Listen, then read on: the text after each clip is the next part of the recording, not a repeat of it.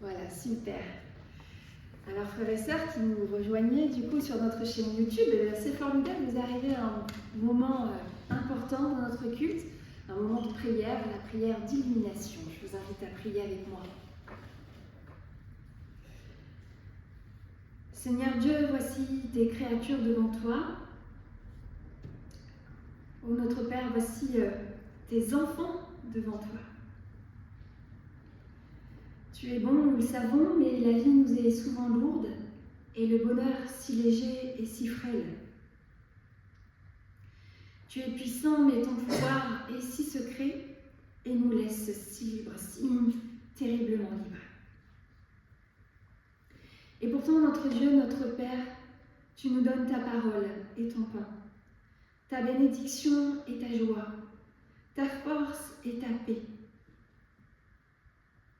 Accorde-nous de les recevoir si pleinement qu'elles nous comblent enfin. Que dans toutes les joies de la vie, tu sois notre joie la plus haute. Que parmi toutes les beautés de la terre, tu sois notre désir le plus grand.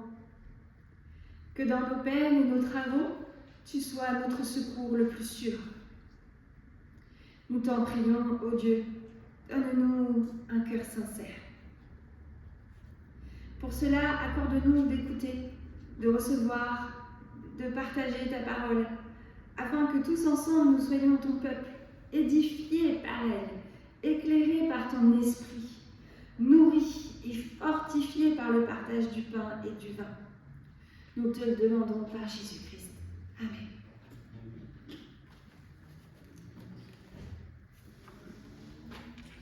Alors maintenant, nous sommes dans cette bonne disposition d'écoute de la parole du Seigneur. J'ouvre ma Bible et je vous propose un texte pour ce matin qui n'est pas du tout un texte qui nous est proposé. Alors, je les ai médités pourtant longuement, et en même temps, je vous avoue que j'ai vécu ces derniers temps beaucoup avec un livre de notre Bible, qui est celui de l'Ecclésiaste. Et voilà, particulièrement le chapitre 12 m'a beaucoup porté, et je souhaite ce matin vous le partager. Alors donc, nous sommes dans le livre de l'Ecclésiaste, que nous appelons aussi Qoéleth. Nous sommes au chapitre 12, je vous lis en entier. Souviens-toi de ton Créateur, pendant les jours de ta jeunesse, avant que viennent les jours du malheur, et qu'arrivent les années dont tu diras « je n'y trouve aucun plaisir ». Avant que s'obscurcissent le soleil et la lumière, la lune et les étoiles, et que les nuages reviennent après la pluie. Ce jour-là, les gardiens de la maison tremblent. Les hommes vaillants se courbent. Les meunières, trop peu nombreuses, cessent de moudre. Celles qui regardent par les fenêtres sont dans l'obscurité. Les deux battants de la porte se ferment sur la rue tandis que baisse le bruit de la meule. On se lève au chant de l'oiseau. Toutes les chanteuses s'affaiblissent. On a peur de ce qui est élevé. Il y a des terreurs en chemin, l'amandier fleurit, le criquet devient pesant, la capre n'a plus d'effet, car l'être humain s'en va vers ce qui sera toujours sa demeure. Et le cortège de lamentation passe dans la rue avant que le cordon d'argent se détache, que le réservoir d'or se casse, que la jarre se brise à la fontaine, que la poulie se casse et tombe dans la citerne, avant que la poussière retourne à la terre selon ce qu'elle était, et que le souffle retourne à Dieu qui l'a donné. Futilité complète, dit Qoéleth. Tout n'est que futilité. Conclusion. Outre que Qoéleth fut un sage, il a encore appris la connaissance au peuple. Il a pesé, examiné à fond et mis en ordre un grand nombre de maximes. Qohélet s'est efforcé de trouver des paroles qui plaisent. Elles ont été écrites exactement. Ce sont des paroles de vérité. Les paroles de sages sont comme des aiguillons. Les auteurs de recueils sont comme des clous plantés. C'est le don d'un seul berger. Quant au reste, mon fils, ma fille, je rajoute, tire-en instruction à faire un grand nombre de livres. Il n'y aurait pas de fin et beaucoup d'études et une fatigue pour la chair. Écoutons la conclusion de tout discours. Crains Dieu et observe ses commandements. C'est là tout l'humain. Car Dieu fera venir toute œuvre en jugement pour tout ce qui est caché, que ce soit bien ou mal. Que ta parole, Seigneur, soit pour nous parole de vérité. Amen.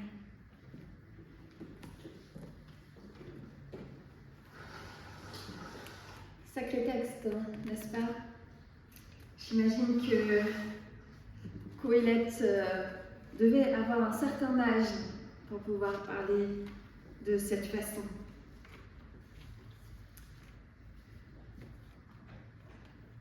Je ne sais pas quel âge il devait avoir, mais lorsqu'il a écrit ses conseils et qu'il l'a écrit pour la jeunesse, vraisemblablement, il ne devait pas être tout jeune.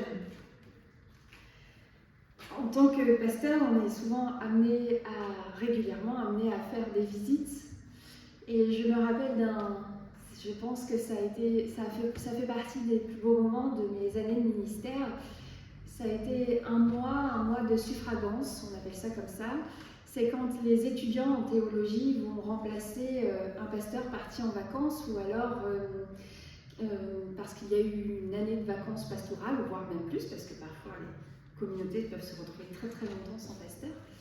Et les étudiants du coup se proposent l'été et mettent leur disponibilité à disposition des paroisses. Et donc j'étais partie un mois, tout le mois d'août. Et puis on m'avait, je ne savais pas trop ce qu'il y avait à faire en paroisse, je découvrais la vie de paroisse, je ne savais pas trop ce qu'il y avait à faire l'été.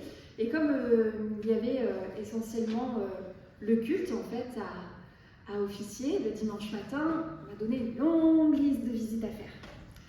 Alors les premiers jours ont été consacrés à appeler tous ces numéros.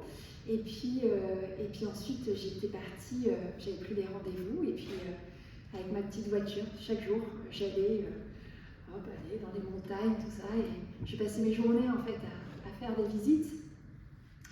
Et les visites, c'est vrai qu'on appelle,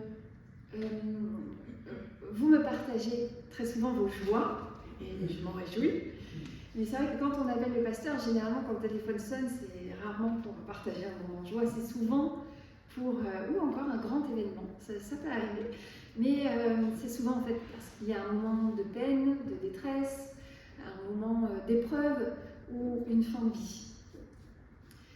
Et pourquoi est-ce que ce mois a été fait partie des plus beaux moments de mes quelques années de ministère? C'est parce que j'ai vraiment vécu un mois très très très intense émotionnellement en allant à la rencontre de toutes ces personnes. Je ne savais pas ce que j'allais trouver derrière les portes que je poussais.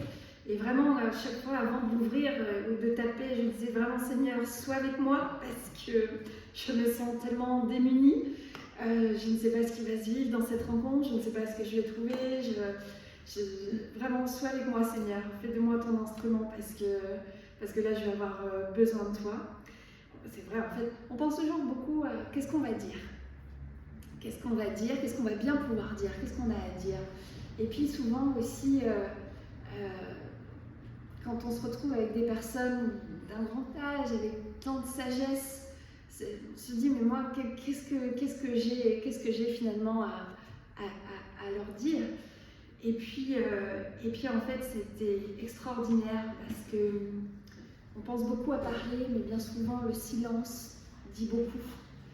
Parfois, les paroles aussi ne sont plus possibles parce que la personne n'est plus en capacité aussi de pouvoir parler. Et parfois, en fait, juste notre présence dit à quel point vraiment Dieu n'oublie aucun de ses enfants. Et que parfois, juste se tenir la main, que parfois, juste une caresse sur la joue dit beaucoup. Et vraiment, la personne sait nous dire à quel point, en fait, toute la justesse du moment. Et puis, il y a ceux qui parlent. Il y a ceux qui sont très bavards. Et il y a ceux qui ont beaucoup réfléchi, beaucoup médité. Vous le savez, je vis un moment, ma famille est endeuillée, je vis un moment de deuil. C'est un moment forcément difficile qui demandera du temps. Mais en fait, si je pleure, c'est parce que je pleure aujourd'hui sur moi, puisque ma maman aujourd'hui est dans l'amour et la paix du Seigneur, et qu'elle est ressuscitée, elle n'est pas que morte, elle est aussi ressuscitée, et elle va bien aujourd'hui. Donc si je pleure, en fait, c'est sur moi. Mais pendant 1 an et demi où je l'ai accompagnée pendant sa maladie, en fait là je pleurais pour elle. Parce que... Mais voilà, ces 1 an et demi n'ont pas été moins difficiles que ce moment présent. Et en même temps, ça a été, dans la souffrance, ça a été aussi nos moments de grand partage, où il a pu se partager de beaucoup de choses, beaucoup de paroles de résilience aussi, et de paroles de beaucoup de sagesse. Et vraiment, en fait, c'est vraiment dans la reconnaissance de ces moments-là. C'est pour ça qu'il ne faut jamais avoir peur des visites. Vraiment, c'est ça que je voudrais témoigner, parce qu'on en ressort tellement enrichi de ces paroles de vérité, de ces moments de vérité, où il se passe vraiment quelque chose de l'ordre de l'essentiel de la vie. Et tous ces moments, en fait, où la personne a pu faire le bilan de sa vie et de savoir ce qui compte vraiment. Moi, je me sens tellement reconnaissante et tellement privilégiée d'être bénéficiaire de toute cette sagesse que je suis après en capacité et appelée à transmettre et à véhiculer. Voilà, finalement, si je pouvais résumer tout ce qui m'a été partagé, je dirais que ce qui compte pour vivre un certain bonheur dans la vie, eh bien, c'est tout simplement ces 3 vertus que l'apôtre Paul évoque. La foi, l'espérance et l'amour. Et c'est ça qui finalement aide à vivre et permet d'avoir une vie plus ou moins réussie. Et j'illustrerai, si vous voulez bien, chacune de ces 3 attitudes par un verset de la Bible. Je vous propose donc un message pour ce dimanche un peu différent de sa forme habituelle. Et je commencerai donc par la foi. Donc je prends un exemple dans la Bible. Gédéon est un paysan d'Israël, il n'est pas plus doué qu'un autre, et pourtant Dieu lui confie la mission de devenir le ministre de la Défense nationale d'Israël. Gédéon proteste. Il dit « Je n'en suis pas capable ». Et Dieu dit à Gédéon « Va avec la force que tu as ». Mais quelle est cette force ? Cette force, eh bien, c'est celle de la foi. Parce que la foi, oui, c'est une force.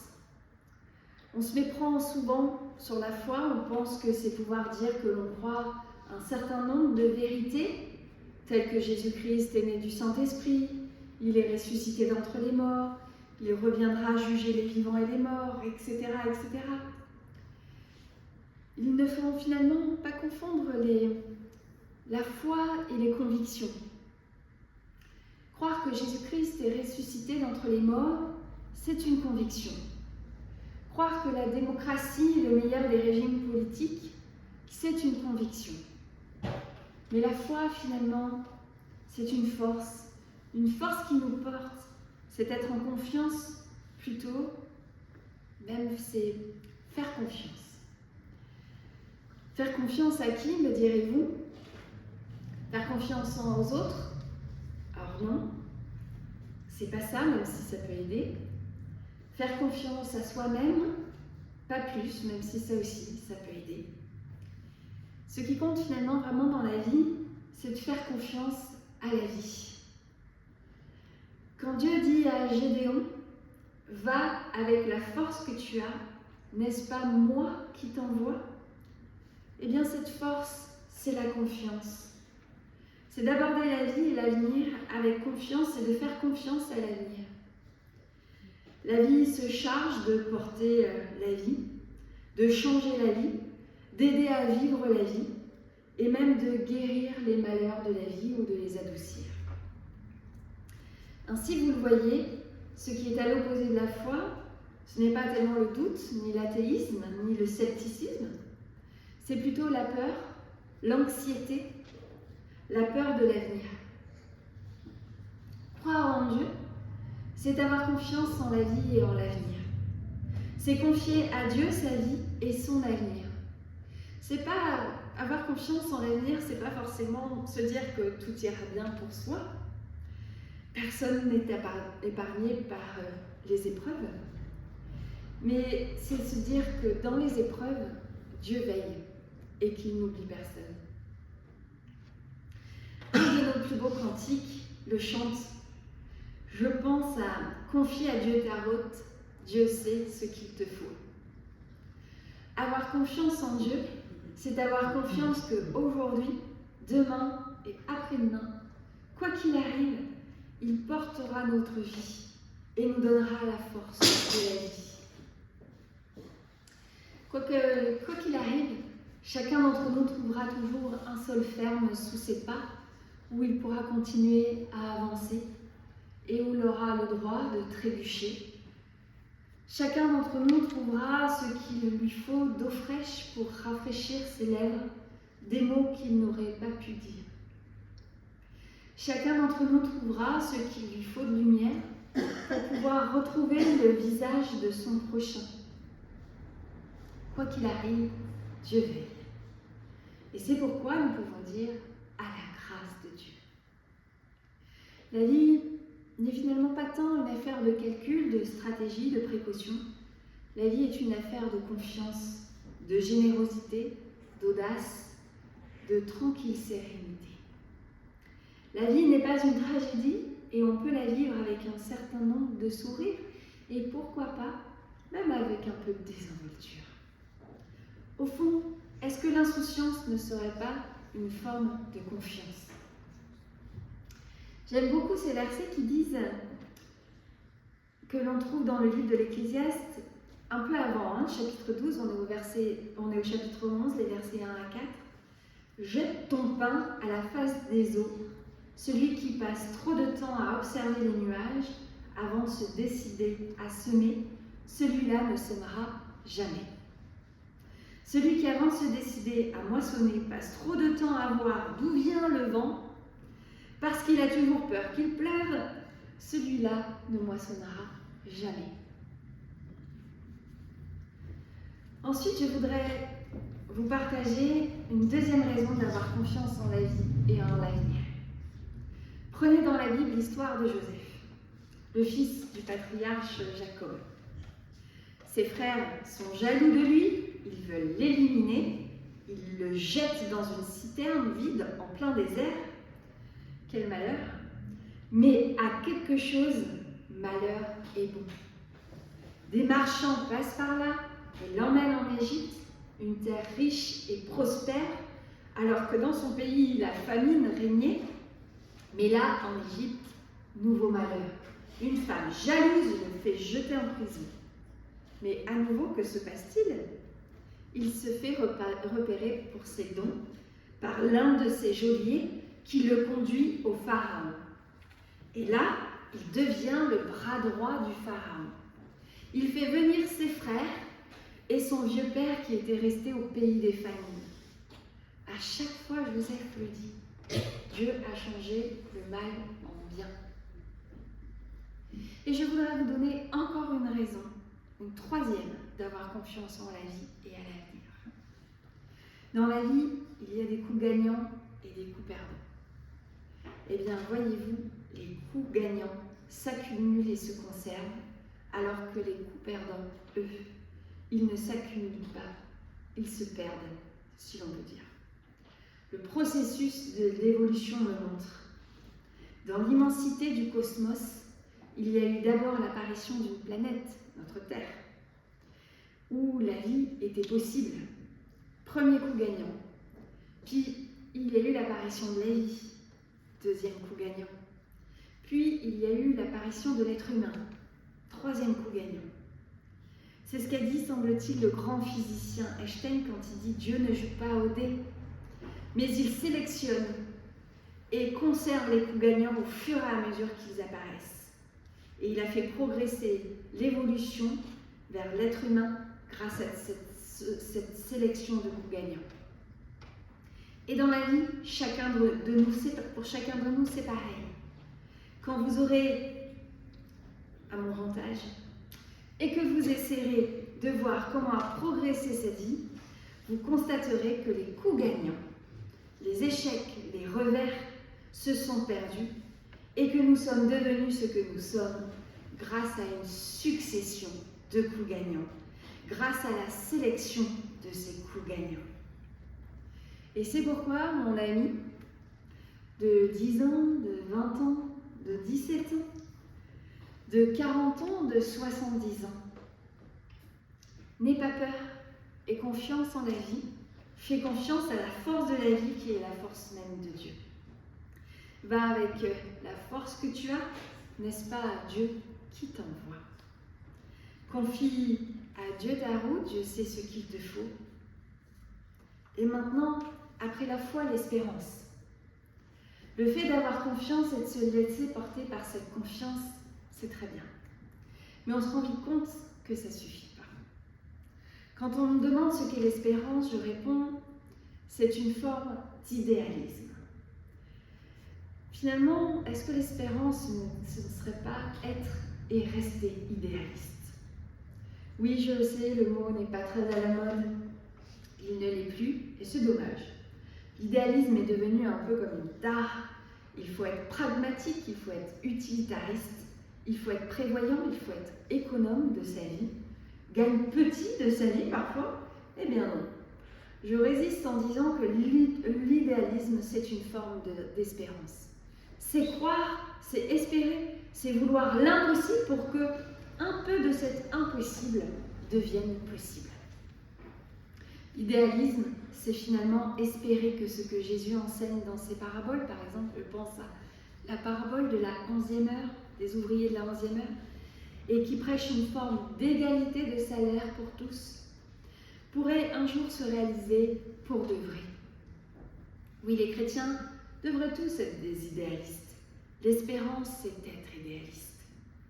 L'idéalisme, quand on a 7 ans, c'est dire moi je vais être pompier, comme ça j'irai chercher les gens quand une maison brûle.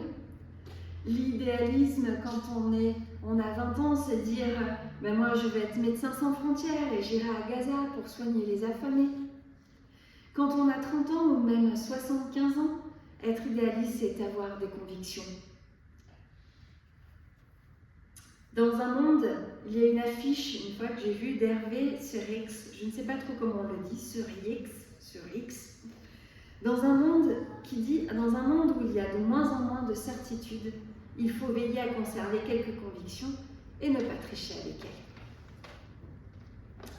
Je vous ai dit que la foi, ce n'est pas la même chose que d'avoir des convictions, puisque c'est une forme de confiance en l'avenir, mais les convictions, c'est au moins aussi important que la foi, et bien souvent cela remplace la foi. Dans la vie, on a le choix entre être convaincu ou être vaincu. Alors soyons plutôt convaincus. Mais l'espérance peut avoir aussi une autre forme, c'est le courage. Oui, le courage, prendre courage quand on a perdu son emploi, quand un ami vous a quitté, quand sa femme vous a quitté, quand une maladie vous ronge.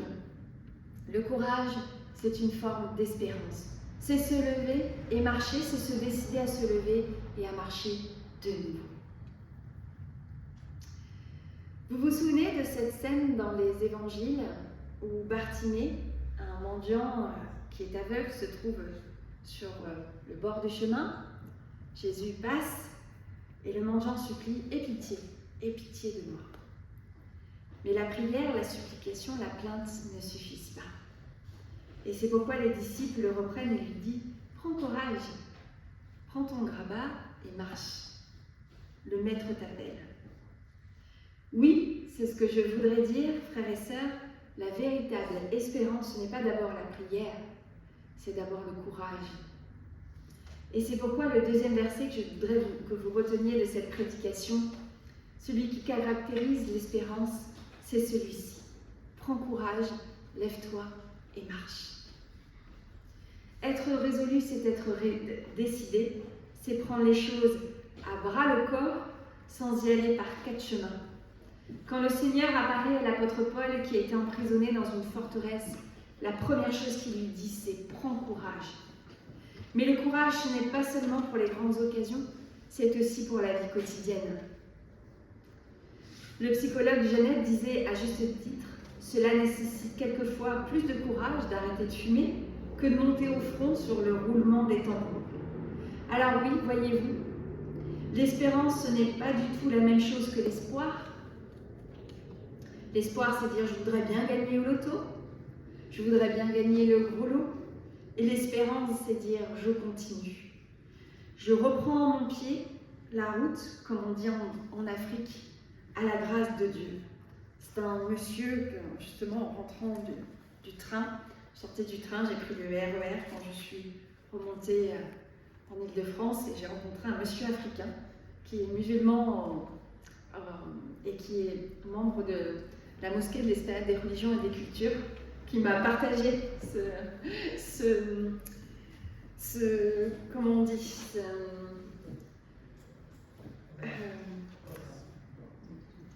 ce proverbe, merci, voilà, le mot m'avait échappé, il m'a partagé ce proverbe. Alors, je ne sais pas ma source, je dis d'où vient ma source, mais je ne sais pas de quelle partie d'Afrique, voilà, on utilise ce proverbe. En tout cas, le courage, c'est dire non, je n'attraperai pas la maladie du désespoir, même si je me sens faible, même si je n'ai pas eu mon diplôme, même si mon époux m'a quitté, même si mon frère est en train de mourir et que je perds tout espoir. Et enfin, l'amour. Après la foi, c'est-à-dire la confiance en la vie et en Dieu, après l'espérance, c'est-à-dire l'idéalisme et le courage, il y a l'amour. Alors que dit l'apôtre Paul au sujet de l'amour? Il dit que l'amour compte plus que la foi et l'espérance. Pourquoi? Parce que même si on a perdu la foi, la confiance en l'avenir, même si on a perdu l'espérance, ses convictions et son courage, on peut quand même toujours choisir l'amour. L'amour n'est en rien un sentiment, c'est un choix. Dans la vie, il faut choisir. Et en gros, il faut toujours choisir entre la guerre et l'amour. Et je vous dis, choisissez l'amour et c'est toujours possible. C'est ce que dit la Bible dans le livre du Deutéronome. Dieu a placé devant chacun d'entre nous la vie et la mort, ce qui est en bénédiction et ce qui est en malédiction. Et elle ajoute, choisis la vie, afin que tu vives et que tu aies la vie éternelle. Toi et ta prospérité. Choisis ce qui fait vivre, ce qui donne de la vie et ce qui donne la vie. Choisis l'amour. Jusqu'à la fin de mes jours, je vous représente à l'esprit cette pièce de Ionesco. Le roi se meurt, le roi est vieux, il a beaucoup vécu. Tout au long de sa vie, il a fait la guerre, il a gagné toutes les guerres, il a conquis les pouvoirs, les territoires, les femmes. Il a rempli de bijoux et de richesses tous les coffres de son palais, et maintenant il est vieux. Et le bourreau vient à lui et lui dit « Sire, dans un quart d'heure, vous allez mourir. » Et le roi s'écrie « Mais je n'ai pas encore commencé à vivre. Je n'ai pas encore commencé à aimer d'amour, à aimer l'amour. Je n'ai pas encore pris le temps de regarder les yeux de ma femme lorsque ses larmes s'estompent et que renaît son sourire. Je n'ai pas encore pris le temps d'aller voir le coucher du soleil au Montégoal. J'ai toujours dit plus tard quand j'aurai le temps. Je n'ai pas encore pris le temps de regarder mon petit-fils lorsqu'il rit aux éclats, en voyant foncer son train électrique. Je n'ai pas encore choisi la vie et ce qui fait vivre. Donnez-moi encore 10 ans, non seulement 5, ou peut-être même une semaine, ou même un jour pour que je commence enfin à vivre et que je choisisse ce qu'il faut aimer. Et le bourreau lui dit, mais c'est trop tard. Il n'y a pas de session de rattrapage. Il fallait choisir la vie et ce qui fait vivre plus tôt.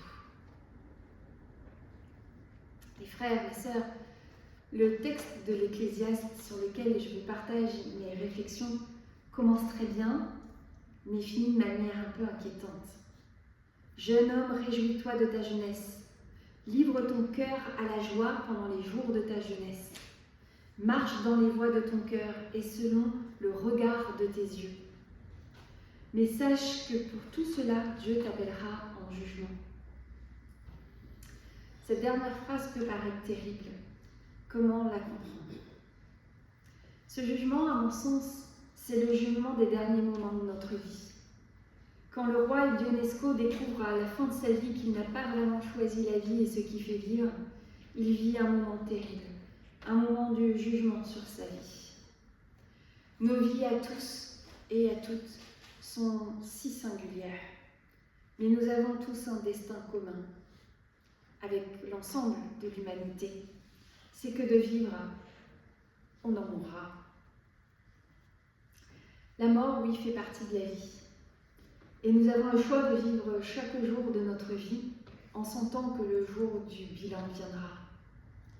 Et c'est pourquoi nous pouvons chaque jour choisir la vie et ce qui fait vivre. Choisir la vie, c'est choisir ce que l'on sera heureux et de garder en mémoire à la fin de sa vie les décisions même un peu risquées, de se lancer dans une aventure, les moments de générosité et d'émotion. C'est ainsi et un seulement que nous pourrons mourir heureux et en paix. Oui, si nous avons chaque jour choisi la vie, en faisant le bilan de notre vie, nous serons heureux d'avoir vécu. Et nous mourrons guéris. Oui, nous mourrons guéris des blessures de la vie, parce que nous garderons dans nos yeux, déjà voilés, que le sourire des hommes et des femmes que nous avons aimés et des enfants que nous avons bercés. Je serai avec toi dans tout ce que tu entreprendras, dit le Seigneur. Choisis la vie, quelles que soient les circonstances de ta vie. Nous ne serons pas laissés à nos seules forces. Dieu est là, il veille, il nous guide. Le Christ nous fortifie de sa grâce, de sa présence. L'Esprit nous éclaire.